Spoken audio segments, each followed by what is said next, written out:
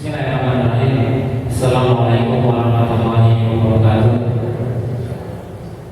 Innal hamdalillah nahmaduhu wa nasta'inuhu wa nastaghfiruh wa na'udzu billahi min shururi anfusina wa min sayyiati a'malina. May yahdihillahu fala mudilla lahu wa may yudlil fala hadiya lahu. Asyhadu an la ilaha illallah wahdahu la syarika lahu wa asyhadu anna Muhammadan abduhu wa rasuluhu la nabiyya ba'dahu. Allahumma shalli wa sallim wa barik ala Muhammad wa ala alihi wa ashabihi wa man tabi'ahum bi ihsanin ila yaumil Amma ba'du. Bapak, Ibu, saudara sekalian apa yang dirahmati Allah. Alhamdulillah, puji dan syukur sudah sepatutnya kita panjatkan kehadiran Allah Subhanahu wa taala atas segala limpahan rahmat dan karunia-Nya sehingga sampai detik ini kembali kita dapat dipertemukan di majelis ilmu sunnah pagi dalam pertemuan yang pertama setelah Ramadan 1430 hijriah yang kita liburkan selama 1 bulan. Selamat berfikir di pada kegiatan Ramadan. Mudah-mudahan pada Ramadan ini masih dalam suasana ini panitia siap mengucapkan taqabbalallahu minna wa minkum. Semoga Allah menerima segala amal kita dan amal Bapak Ibu sekalian selama bulan Ramadan yang telah kita lalui bersama di 1430 Hijriah. Selanjutnya salam kepada semoga salam kepada kedua kita baginda Nabi Muhammad sallallahu alaihi wasallam beserta keluarganya, sahabatnya dan insyaallah mudah-mudahan sampai kepada kita semua para pengikutnya yang ada di sana. Amin ya rabbal alamin. Jamaah Sri Sallallahu Alaihi Wasallam, alhamdulillah pada kesempatan acara ini yaitu Ustaz Insinyur Haji Syamsul Ahmad MSI dan alhamdulillah kita lahir untuk membersihkan waktu paling kita awali dahulu kajian Sri Sallallahu Alaihi Wasallam ini yang bersama basmalah. Bismillahirrahmanirrahim. Selanjutnya pada sebab kajian yang akan disampaikan oleh beliau kepada beliau kami persilakan. Assalamualaikum warahmatullahi wabarakatuh. Alhamdulillahirabbil alamin. Wassalatu wassalamu ala rasulillah Muhammadin wa ala alihi wa sahbihi amma ba'du.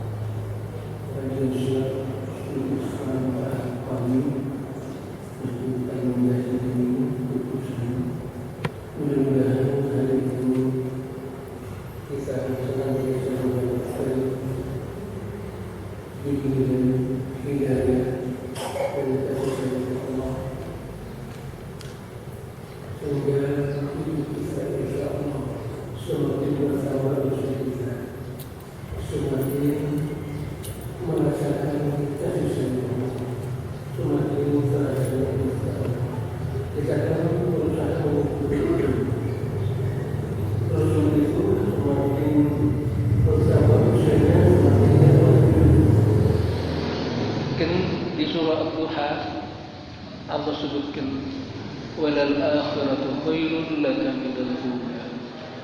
Walal akhirah, sungguh akhirat itu lebih bagus bagimu minal ula, dari yang awal. Kan akhirat tapi bukan berarti terus terjun bebas dan sebagainya, tapi dari awal. Kita kalau lihat sirah Nabawi, bagaimana perjalanan hidup Nabi itu semakin merasakan nikmat Allah, semakin merasakan kasih sayang Allah. Ibu bapak sekalian, saya diamanatkan untuk mengantar kajian selalu dalam gaya tafsir. Tapi bukan hanya di sini, memang gaya saintis. Bahkan khutbah Jumat, kalau bapak perhatikan gayanya seperti itu.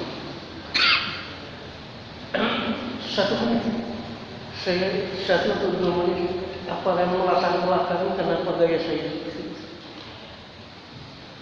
Tahun 2002 ketika saya berangkat haji, waktu itu sudah ada KBIH Muhammadiyah, tapi belum ada aktivitasnya. Sudah ada SK-nya dari Bandung. Nah, itu kita masih bagian dari KBIH Muhammadiyah Jawa Barat. Terus saya lah rombongan pertama yang dikumpulkan. Dari mana orang-orang Muhammadiyah yang mau berhaji, dikumpulkan, dilepas secara resmi oleh pengurus KBIH Muhammadiyah.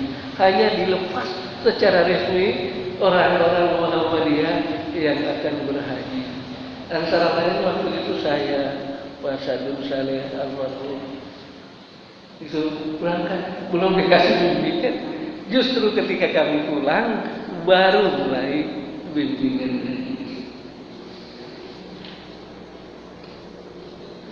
Gelombang pertama langsung ke Madinah. Hari Jumat sampai hari Jumat jam, saya lupa jam 1 apa jam 2 itu. Kan kalau orang cerita gitu kan, hari itu kan sudah hari Jumat. Saya ke masjid mau sholat Jumat. Itu sholat pertama yang saya menghadiri, karena sholat subuhnya ketinggalan. Sudah siap-siap mau berangkat sholat subuh, kedengaran azan. Akhirnya tidak jadi. Ini kan kita belum tahu posisinya Masjid Nabawi di mana. Berapa lama kita jalan, akhirnya tidak jadi. Kita sholat di rumah. Sementara sholat di rumah, azan lagi. Belum tahu kalau di Mekah Madinah itu 2 kali azan. Saya sangkanya 2 kali azan itu hanya di bulan Ramadan. Ternyata sepanjang tahun di Masjid Nabawi, di Masjidil Haram.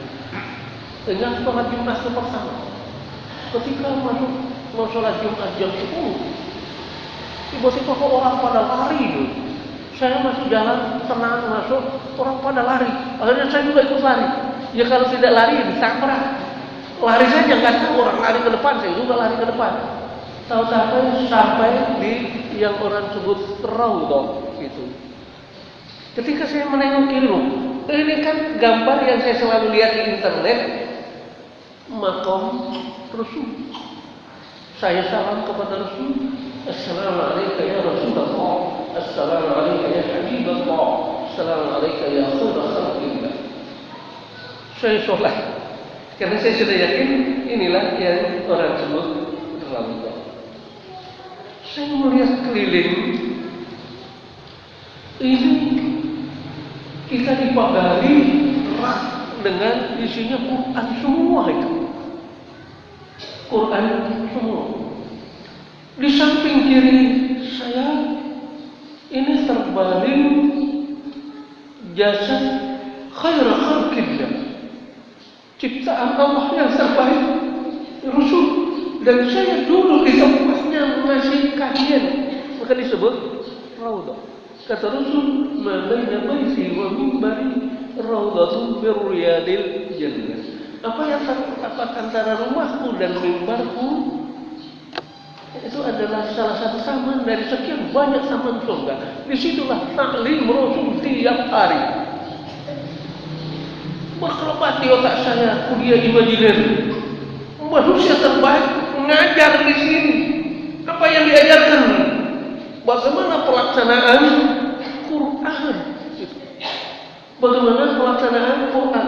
Sekarang kita dipagari oleh Quran, mushaf Quran.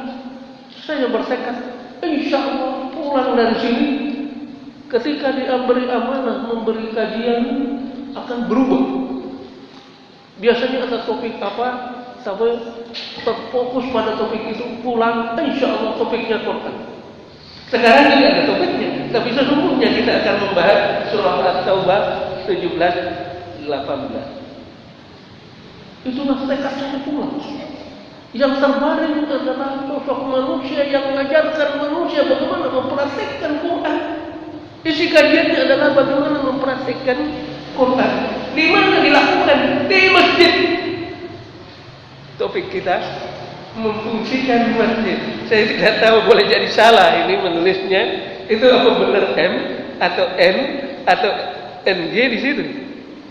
Tapi kalau dengar M jadi aturan. Buat bunyinya saja saya ikuti. Tulis memfungsikan masjid. Apa betul M di situ? Memang ada sisipan M di dalam bahasa Indonesia? Kayaknya enggak ada. Ibu bapak sekalian, maka sejak pulang, walaupun saya tidak sebut kajian tafsir, tapi sebenarnya berangkat dari ayat-ayat Quran atau sunnah Rasul, itulah yang kemudian dibahas. Hari ini kita berangkat bagaimana memfungsikan masjid. Tugas kita memfungsikan masjid. Hari ini kita ambil dari surah At-Taubah ayat ke-17 18. Surah At-Taubah ayat ke-17 18. Mungkin yang fotokopi itu salah. Kenapa? Itu kan kesempatan yang lalu berangkat dari surah Ali Imran. Saya lupa, saya belum ganti itunya. Maka di situ masih tertulis surah Ali Imran ayat keberapa yang lalu itu. Nah sekarang kita masuk surah At-Taubah ayat 17 18. Saya bacakan surah At-Taubah ayat ke-17 18. A'udzu billahi minasy syaithanir rajim. Ma kana lil musyrikin an ya'muru masajid Allah syahidin 'ala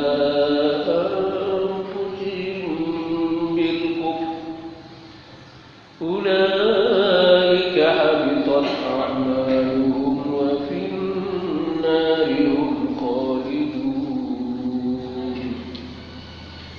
إنما يعمر مساجد الله من آمن بالله واليوم الآخر وأقام الصلاة وآتى الزكاة ولم يخش إلا الله فعسى أولئك أن يكونوا من المهتدين.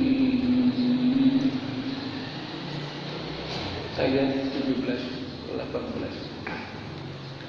Kalau kita dibahasakan, maka lil musyrikin, tidak patut, tidak pantas, tidak layak atau tidak akan lil musyrikin, bagi orang-orang musyrik itu ayya'muru masajidallah, untuk memakmurkan, untuk memanfaatkan masjid Allah. Syahidi, mereka sudah bersaksi ala anfusihim, di dalam diri mereka, di dalam hati mereka, bil kufr, dengan kekufuran. Ulaika, mereka itu habitat, lebur, habis a'maluhum, amalan-amalan mereka. Tidak ada ganjaran dari amalan-amalan mereka, ganjaran ukhrawi. Wa finnar, dan di dalam neraka hum khalidun, mereka akan kekal di dalam. Innama, hanya saja atau hanya the only, hanya saja yang masjid Allah, yang akan memakmurkan, yang akan memanfaatkan dengan benar masjid-masjid Allah itu man amana billah, yang beriman kepada Allah, wal yaumil akhir, beriman kepada hari akhirat, wa aqamas shalah, dan dia menegakkan salat, wa ataz zakat, dan dia mengeluarkan zakat, wa lam yakhsha illa Allah, dan tidak takut kecuali hanya kepada Allah. Fa'asa, maka nanti kelak, sering diterjemahkan mudah-mudahan ini janji Allah.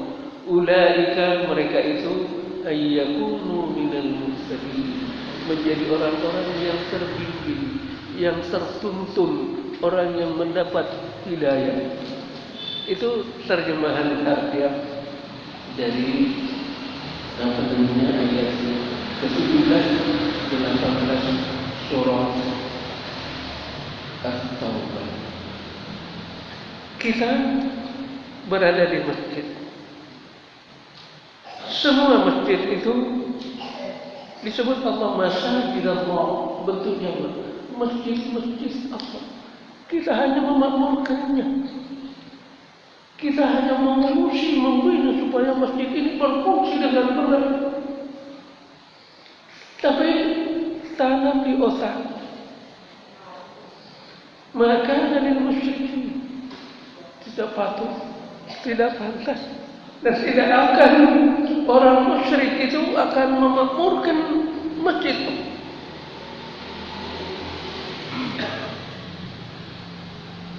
Apa sekalian? Ini memberi isyarat kalau jadi memilih pengurus masjid, jangan orang-orang yang banyak melakukan kesyirikan. Kita bisa tahu siapa yang melakukan kesyirikan, tapi siapa yang jadi musyrik kita nggak tahu. Hanya Allah yang tahu siapa yang benar-benar musyrik. Kenapa? Ini kan orang musyrik itu, kalau secara bahasa musyrik itu orang yang melakukan kesyirikan. Tapi sebenarnya kalau kita lihat orang-orang musyrik yang disebut Allah di dalam Quran, al-musyrikin, apa mereka? Mereka yang sesungguhnya tampil dengan dua tampilan. Tampilannya, saya tidak tahu apa saya gambarkan. Tampilannya itu memang musyrik. Secara orang musyrik itu sebenarnya orang kafir yang ngaku Islam. Sebenarnya yang disebut orang musyrik itu, yang disebut apa orang musyrik adalah orang kafir yang ngaku sebagai Muslim. Maka jangan mudah menuduh orang musyrik. Jangan. Ya kita bisa tahu orang ini melakukan kesyirikan. Kita bisa tahu. Kenapa? Kita tahu apa sih pekerjaan-pekerjaan mensyarikatkan Allah itu. Tapi apakah kita tahu orang itu musyrik? Orang musyrik tunggu. Karena ini kan orang itu kan totalitas manusia, hati dan aktivitasnya, aktivitas fisiknya. Kan aktivitas manusia ada dua. Ada aktivitas hati, ada aktivitas fisik. Selalu dua, tidak pernah tiga. Rasul pernah bilang kan? Apa kata Rasul yang kemudian disampaikan kembali oleh Umar bin Khattab radhiyallahu anhu ketika beliau menjadi Amirul Mukminin? Apa kata Rasul yang disampaikan Umar bin Khattab? Innamal a'mal binniyat. Semua aktivitas itu, semua yang dimaksud aktivitas ini aktivitas fisik. Ada niatnya, ada aktivitas hati yang kita tidak bisa lihat. Wa innama likulli imri'in ma. Hanya saja yang bagi setiap orang yang diberikan oleh Allah, yang balasan Allah kepada setiap orang sesuai dengan yang ada di hatinya. Niatnya, niat itu pekerjaan hati, bukan pekerjaan fisik. Bukan pekerjaan bibir, pekerjaan hati. Semua orang pasti kenapa saya lakukan ini? Ada motivasi di dalam hatinya. Walaupun kita tidak tahu apa motivasinya. Boleh jadi dia ngomong, saya akan datang ke sini ingin membantu, tapi apa betul itu di dalam hatinya? Yang ada di dalam hatinya itulah yang dinilai oleh Allah. Nah, kenapa saya cerita begini? Maksudnya orang yang kita bisa lihat adalah tanda-tanda aktivitas fisiknya, aktivitas hati kita tidak pernah tahu. Karena itu jangan nuduh seseorang sebagai musyrik. Perkara kita tahu dia melakukan kesyirikan.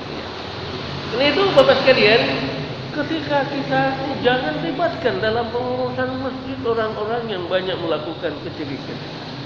Ini yang kita tahu hanya apakah dia orang musyrik atau bukan, kita nggak tahu. Bapak sekalian, ini orang musyrik, kata Allah, syahidin ala anfusihim bil kufr. Mereka sudah mempersaksikan di dalam hatinya, sudah bersaksi di dalam dirinya bahwa dia sesungguhnya orang kafir. Tampilannya muslim, tapi sesungguhnya di hatinya dia kafir. Kata Allah, Innal surah An-Nisa ayat ke-145, kata Allah, innal munafiqin fi darkil asfali minan nar. Sesungguhnya orang munafik itu tempatnya di mana? Di keraknya neraka. Maksudnya neraka paling topnya neraka. Walanti tajidalahum nasira. Tidak akan ditolong oleh apa? Tidak akan dikeluarkan dari neraka. Siapa yang tidak dikeluarkan dari neraka? Orang kafir. Kalau orang mukmin masih ada benih keimanan di hatinya, nanti pada ujung akhirnya akan dikeluarkan dari neraka. Orang munafik kata Allah tidak akan ditolong. Dia yang akan kekal dia di dalam neraka. Artinya dia benar-benar kafir. Itu walaupun hatinya, tampilannya muslim, datang juga ke masjid, datang juga ke masjid. Bapak sekalian, saya ulang, yang kita bisa lihat hanya aktivitas fisiknya, aktivitas hati kita tidak tahu. Karena itu jangan pernah walaupun bercanda, jangan pernah menuduh orang sebagai orang musyrik. Jangan. Ibu bapak sekalian, ini orang musyrik ini, kata Allah, ulaika habitat a'maluhum wa fin narihum khalidun. Itu di neraka kekal. Siapa yang kekal di neraka? Orang kafir. Kalau orang apa? Kan yang masuk surga itu kan kalau kita baca hadis-hadis Rasul, tidak semua orang langsung masuk surga. Ada yang mampir dulu di neraka. Tapi orang kafir itu akan kekal di neraka, tidak akan keluar. Nah ini orang munafik kekal di neraka, artinya dia sesungguhnya orang kafir. Tapi tampil ngaku sebagai muslim. Ini kok Allah sebutkan ulaika habitat a'maluhum. Ini ada contoh. Dulu masjid yang paling agung di muka bumi ini adalah Masjidil Haram. Kenapa saya sebut Masjidil Haram? Kita lihat, Rasul pernah bersabda yang kurang lebih intinya, dulu ada di kaligrafinya di Masjid Nabawi itu, apa ditulis dalam hadis itu? As-salatu fi masjidi hadza, kata Rasul. Salat di masjidku ini afdal, lebih utama. Lebih utama dengan 1000 keutamaan dibanding dengan masjid lain, kecuali Masjidil Haram. Masjidil Haram lebih utama lagi. Nah, Bapak sekalian, ini Masjidil Haram di Mekah sebelum Futuh Mekah. Sebelum Futuh Mekah. Tahun ke-8 Hijri Futuh Mekah. Sebelum Futuh Mekah, siapa yang mengurusi Masjidil Haram? Siapa yang memakmurkan Masjidil Haram? Musyrikin Quraisy. Mereka yang mengurusi Masjidil Haram, orang yang datang berhaji. Bukan sudah orang dulu sudah berhaji, walaupun berhajinya tidak seperti yang diajarkan Rasul. Mereka yang kasih minum, beri minum, mereka yang mengurusi Masjidil Haram. Tapi kata Allah, habitat a'maluhum. Pekerjaannya ngurusi Masjidil Haram, pekerjaannya memakmurkan Masjidil Haram itu habitat. Tidak ada nilai ukhrawi. Kan mereka sudah mendapatkan kemuliaan di dunia. Apa kemuliaan itu? Kita lihat di surah Quraisy. Li'ilafi Quraisy ilafihim rihlatas shita'i was-sayf falyabudu rabb hadzal bait alladzi at'amahum min ju' wa amanahum min khauf. Mereka sudah diberi kenikmatan oleh Allah mengurusi Masjidil Haram di muka bumi ini, sudah dikasih hadiah dari Allah, sudah dikasih balasan apa? Mereka dihindarkan dari kelaparan, mereka diberi rasa aman. Tapi di akhirat tidak ada habitat a'maluhum. Mereka mengurusi masjid. Itu salah satu contoh ketika Masjidil Haram masih diurus oleh orang muslim. Tapi setelah Futuh Mekah, yang ngurusin Masjidil Haram orang muslim. Bapak sekalian, ini ayat yang pertama tadi memang kita ingat gak pantas, gak patut orang musyrik itu mengurusin masjid, memakmurkan masjid. Gak patut. Dan memang gak mungkin mereka dengan serius melakukan, karena yang dicari bukan keridhaan Allah. Itu untuk kepentingan dirinya sendiri. Tapi siapa yang memakmurkan masjid? Kata Allah, innama ya'muru masajidallah man amana billah wal yawmil akhir. Yang mestinya mengurusi masjid itu, dan yang hanya saja yang akan mengurusi masjid itu adalah mereka-mereka yang beriman kepada Allah. Mereka-mereka yang betul-betul bertauhidkan Allah. Apa tadi fungsinya masjid? Kata Allah, "Wattakhidhu min maqami Ibrahim musalla." Jadikanlah maqam Ibrahim itu tempat sholat. Pandangan ulama tentang maqam Ibrahim itu yang mana?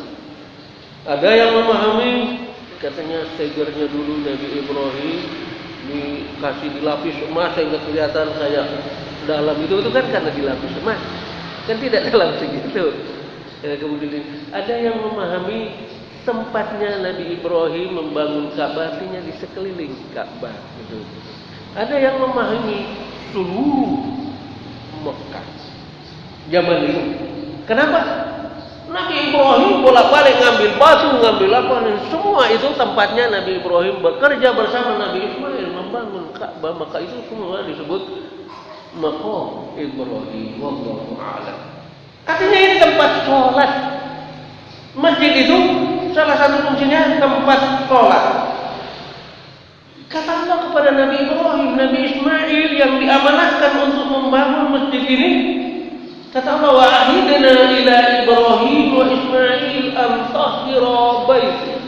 Kami perintahkan kepada Nabi Ibrahim, Nabi Ismail untuk mensucikan rumah. Tugas pengurus masjid apa? Mensucikan masjid, bukan sekadar bersih dari kotoran. Mensucikan masjid dari segala macam bentuk kesyirikan. Supaya orang yang masuk masjid tidak ada di otaknya ingin melakukan kesyirikan. Ini tugasnya pengurus masjid. Mensucikan masjid dari segala macam yang bisa ngantar orang jadi melakukan kesyirikan. Kalau begitu pantaskah ada orang yang sering melakukan kesyirikan jadi pengurus masjid? Ini tugasnya. Mensucikan, membersihkan masjid dari segala bentuk yang bisa menyebabkan orang menjadi melakukan kesyirikan kepada. Ini saya cerita ini kenapa Bapak saudara sekalian, kenapa saya terinspirasi mengambil tema ini sesuai kondisi kita saat ini.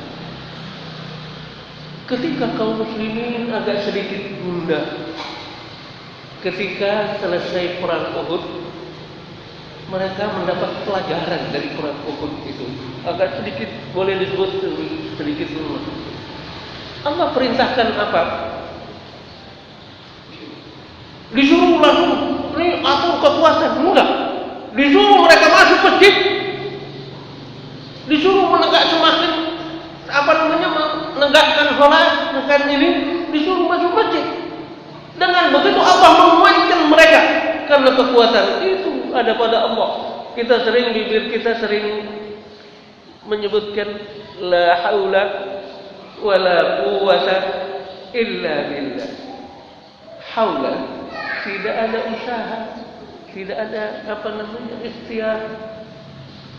Tidak akan berhasil, tidak ada usaha yang berhasil, tidak ada ikhtiar berhasil, tidak ada kekuatan yang bisa mengukuhkan, menguatkan kita kecuali kekuasaan Allah yang memberi kita kekuasaan, Allah yang membantu kita sehingga sukses. Tapi kita sering begitu. Tapi apakah kita yakin Allah yang memberikan kekuatan kepada kita? Ini saya sering ketika memberikan manasik haji. Itu coba yang sudah berhaji, terutama ketika berhaji bukan ketika umrah ini. Pada umumnya begitu masuk 1 Zulhijjah, katanya tinggal sebentar lagi kita akan melaksanakan haji, kita akan ke Mina, kemudian ke Arafah. Hemat tenaga katanya, nggak usah lagi ke masjid. Ini lagi mau berhaji, lagi mau beribadah kepada Allah, seolah-olah nasihatnya tidak yakin kalau Allah yang ngasih kekuatan. Jangan lagi ke masjid, kita hemat tenaga. Siapa yang ngasih tenaga? Padahal bibirnya sedang bilang la haula wala quwwata illa billah, seolah-olah dengan tidak ke masjid kita mengumpulkan tenaga. Siapa yang ngasih tenaga? Justru Allah yang ngasih. Mestinya semakin ke masjid. Ini saya cerita orang-orang Indonesia berhaji. Silakan ingat. Mungkin ada yang pernah dengar gitu. Termasuk saya dulu dengar gitu. Kata teman-teman ragu saya, gimana Mas? Tetap ke masjid. Loh gimana? Iya kan yang ngasih kekuatan itu siapa? Allah. Yang bisa ngasih kita kemudahan itu siapa? Allah. Kita ke masjid justru mau mendekati Allah supaya Allah tolong kita, kasih kekuatan, kasih kemudahan, kasih kesehatan. Loh, malah nggak ke masjid. Alasannya hemat.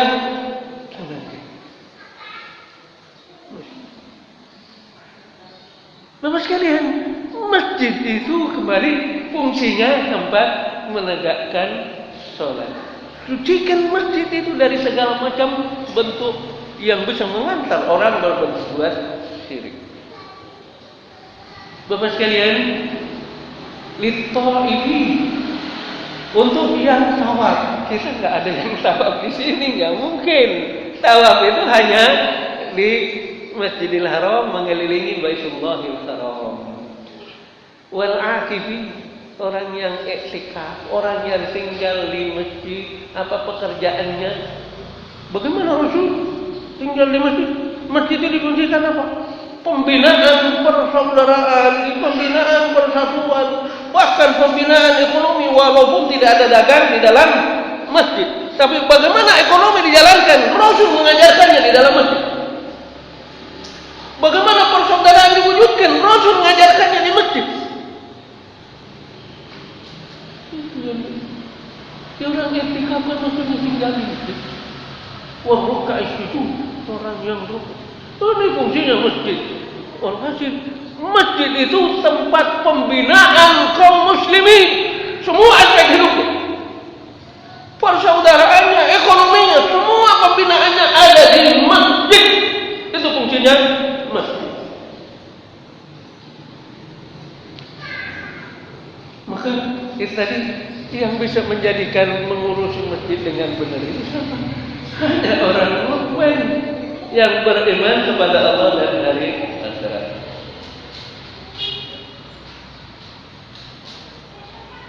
Ini tadi saya cerita pembinaan, kan ada pembinaan itu kan aktivitas ibadah kita kan ada dua itu.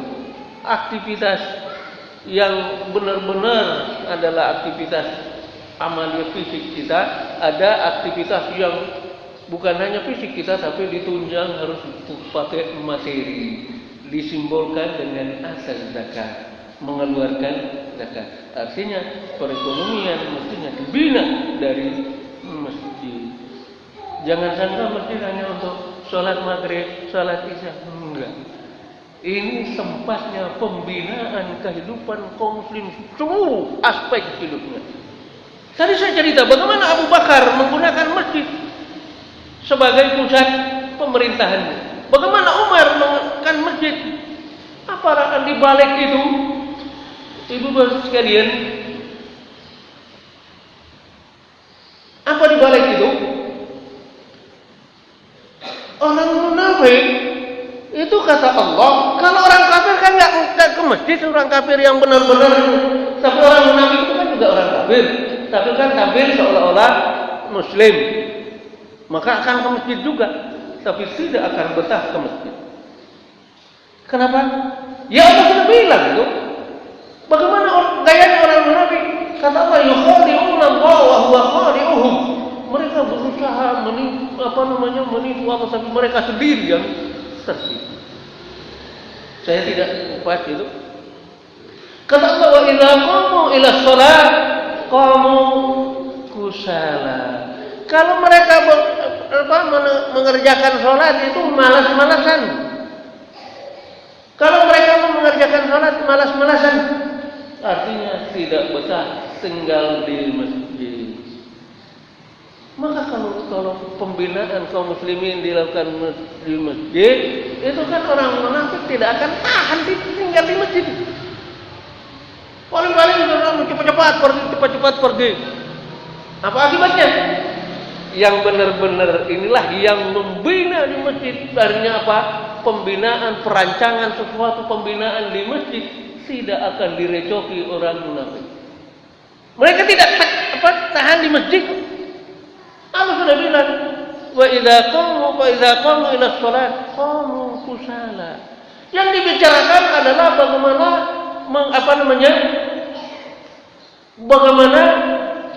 ini kepada Allah itu kan, selalu ketaatan kepada Allah digunakan. Apapun aktivitas kita mestinya dalam kerangka ketaatan.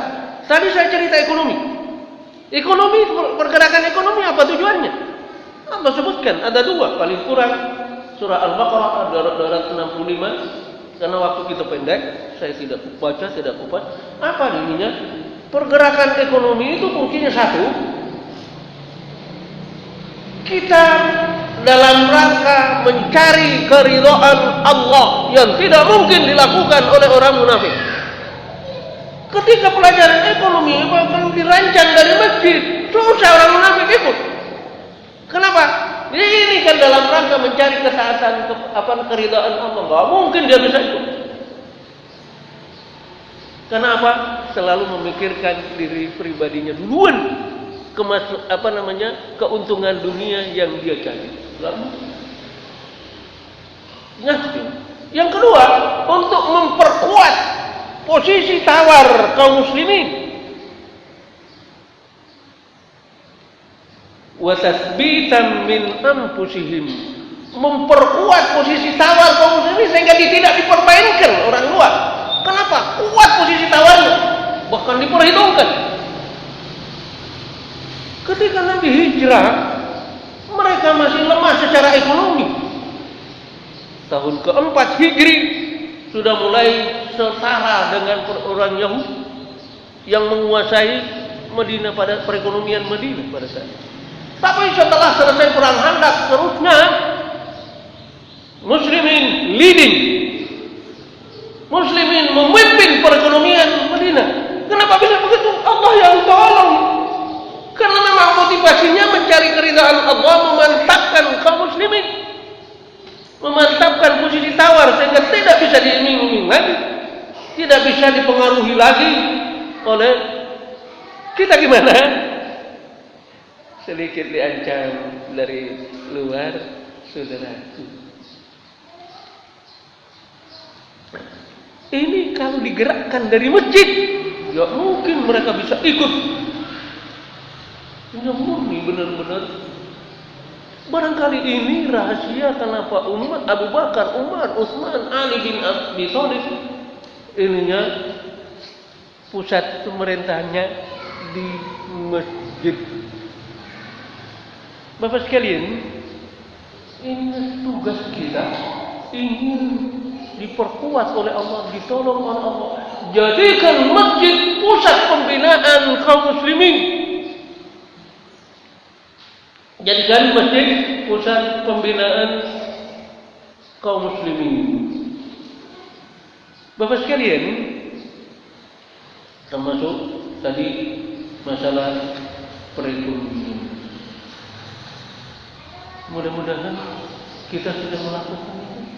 Jadi tugas katakanlah DKM ini tugas. Gimana masjid itu supaya benar-benar menjadi pusat pembinaan kehidupan kaum muslimin seluruh aspek hidupnya.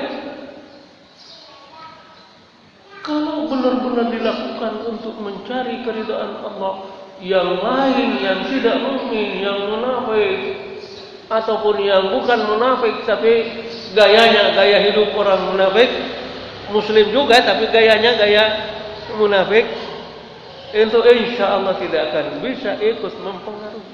Maka murni ketika itu insya Allah akan menolong kita sebagaimana Allah menolong Rasulnya. Bapak saudara sekalian, bagaimana mengukur kita ini benar-benar beriman kepada Allah? Tadi kan masjidnya saya sholat. Bagian akhir sebelum kita diskusi kurang 10 menit jam 8 kan saya selalu lihat, maka saya tidak buka semua ininya, nanti dibaca lagi yang belum saya sampaikan. Bapak sekalian, bagaimana kita tahu, kita mengukur diri kita, benarkah sih saya sudah orang yang betul-betul berusaha mewujudkan keimanan saya kepada Allah dan hari akhirat?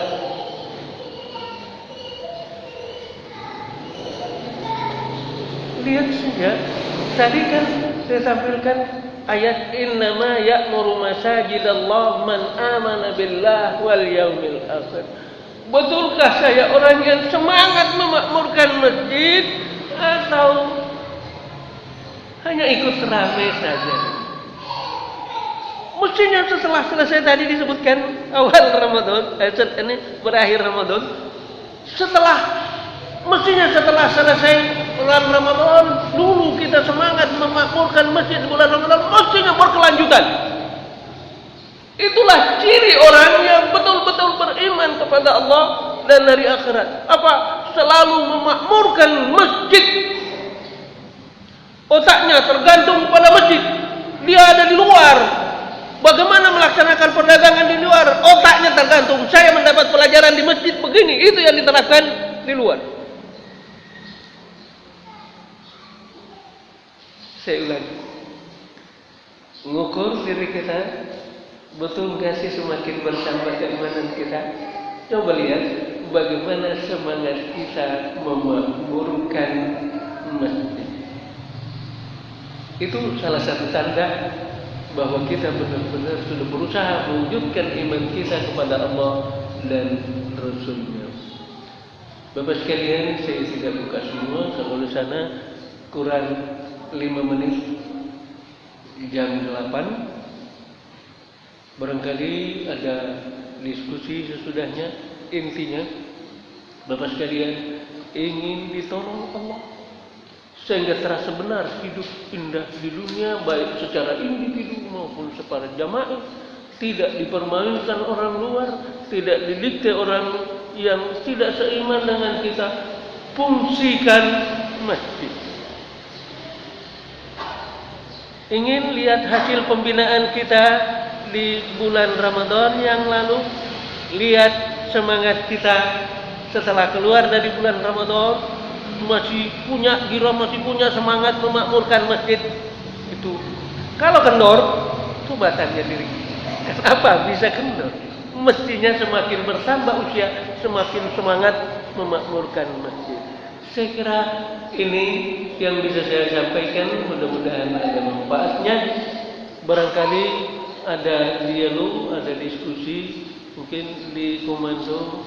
Yang hanya kami persilakan untuk doa penanya pada jamaah sekalian, kami persilakan. Terima kasih Ustaz. Kajiannya yang memang sebenarnya fungsi masjid itu bukan hanya sekedar sholat, pembinaan.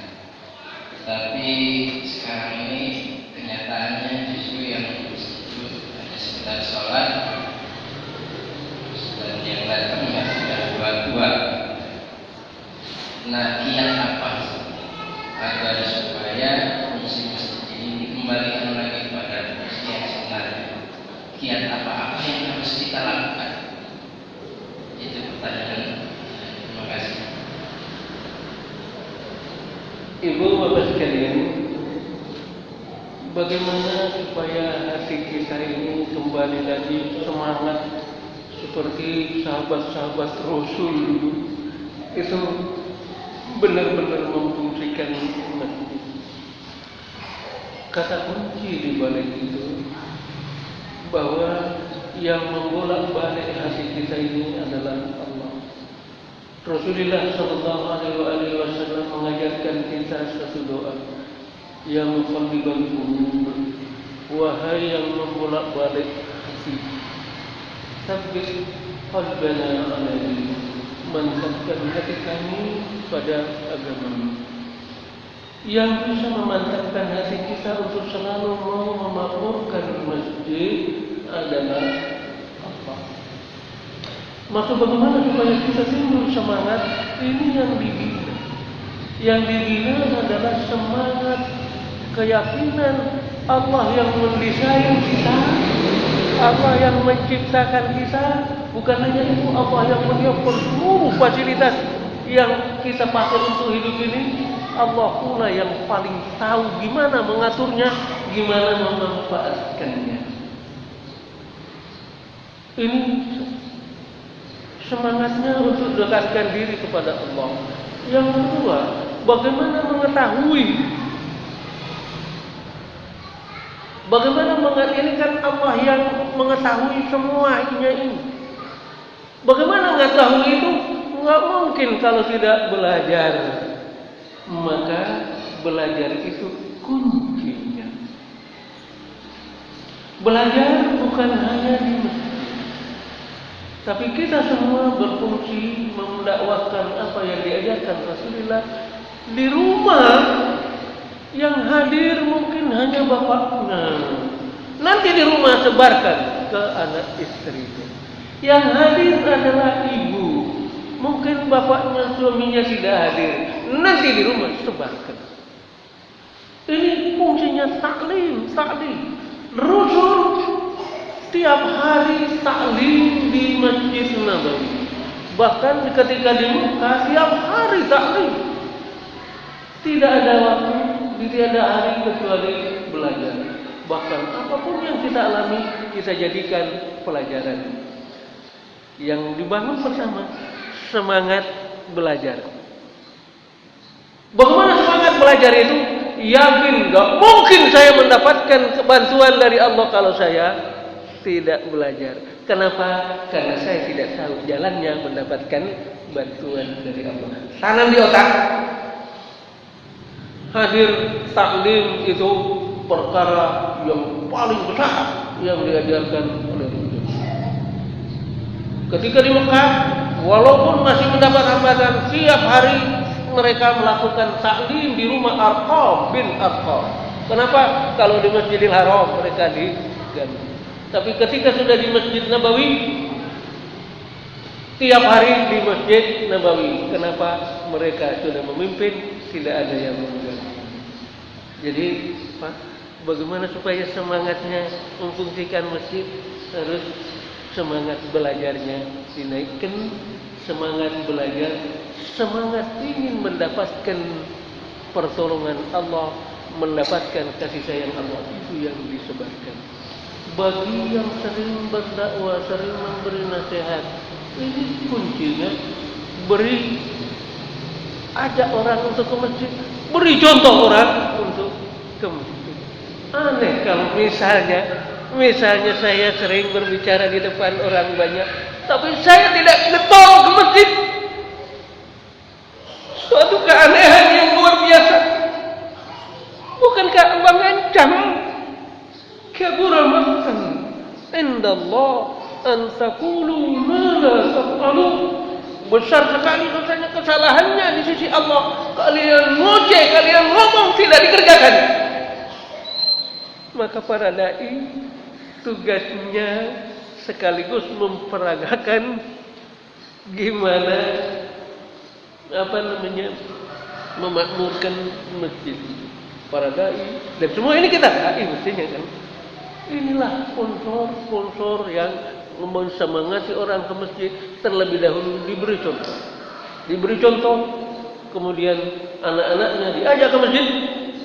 Aneh bin ajaib, kalau saya ngajak orang ke masjid, sementara anak istri saya tidak. Maaf, saya sedikit agak ekstrim. Aneh betul kalau saya ngajak orang ke masjid sementara anak istri saya tidak ajak ke masjid. Bukankah yang paling duluan saya ajak adalah anak istri saya? Kata Allah, ku anfusakum wa ahlikum nar. Pelihara dirimu, cegah dirimu dari ancaman neraka. Allah sebutkan, wa'mur ahlaka bis shalah. Perintahkan anggota keluargamu untuk salat. Wastabir 'alaiha. Bersabar dalam melaksanakan tugas itu. Menegakkan salat, orang yang menegakkan salat bukan hanya sekedar mengerjakan salat, pasti memakmurkan masjid. Kenapa? Rasul mencontohkan, ngajarin kita sholat 5 waktunya selalu di masjid. Bapak sekalian, maaf kalau sedikit ekstrim. Mari kita semangat untuk dekat, ingin mendapatkan pertolongan Allah. Karena tanpa pertolongan Allah, tanpa kasih sayang Allah, tidak mungkin masuk surganya Allah. Ini semangatnya. Kemudian kita mengajak orang, sekaligus kita yang duluan mencontohkannya. Mudah-mudahan Pak, masjid kita semakin, kalau semua yang sering tampil, yang ngurusin organisasi, ngurusin masjid, ngurusin persyarikatan, ngurusin semua, mencontohkan bagaimana memakmurkan masjid, insya Allah masyarakat akan ikut.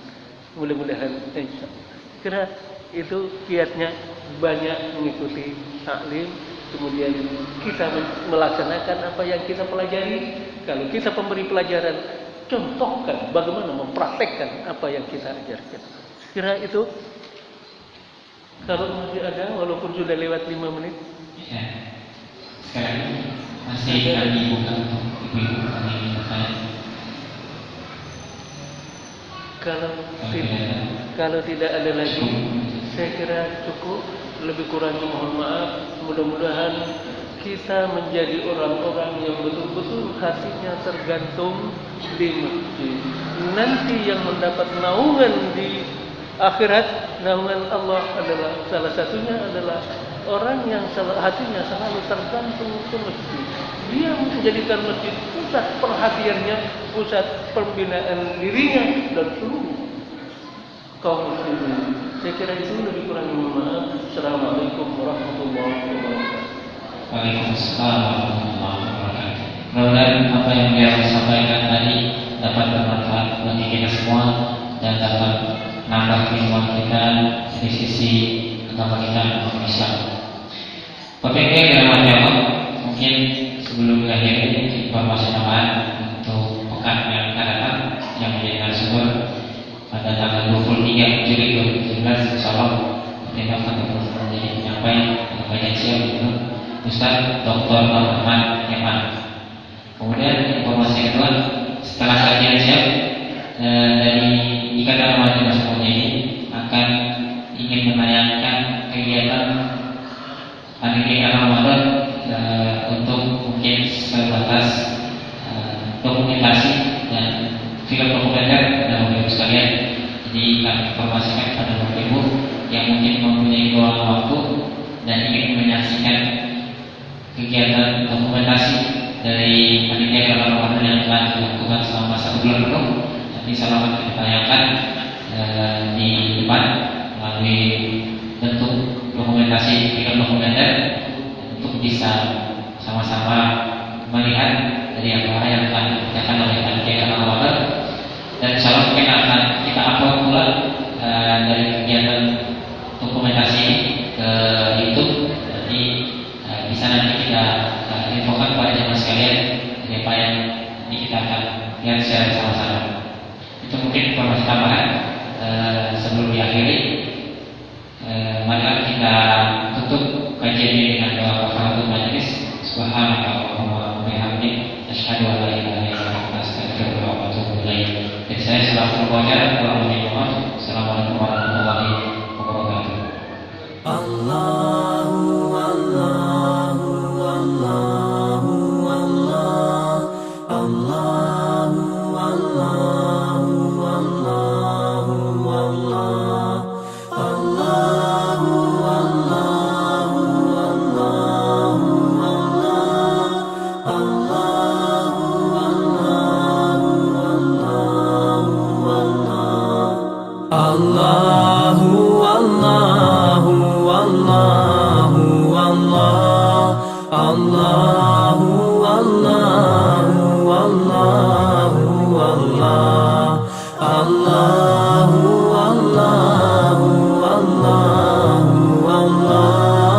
Allahu